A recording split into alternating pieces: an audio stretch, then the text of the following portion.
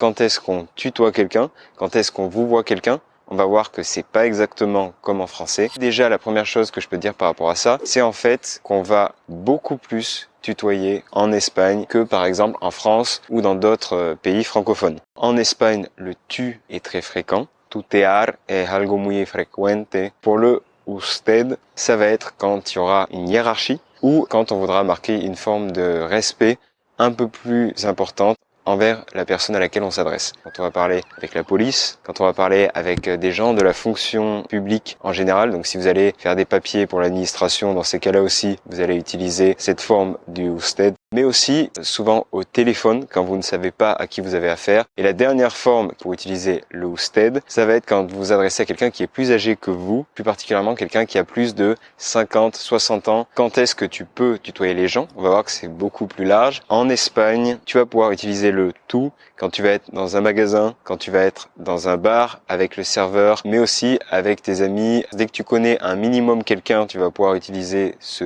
tu. Et enfin, ce qui se passe en plus à présent en Espagne, c'est que c'est de plus en plus fréquent de voir des élèves au collège, au lycée ou même à l'université qui vont tutoyer leurs professeurs. À Cordoue, quand j'ai fait un échange universitaire, il y avait certains profs qu'on tutoyait, pas tous, attention, mais on avait plusieurs professeurs qu'on tutoyait dès le début de l'année et ça ne posait aucun problème, c'était quelque chose de courant.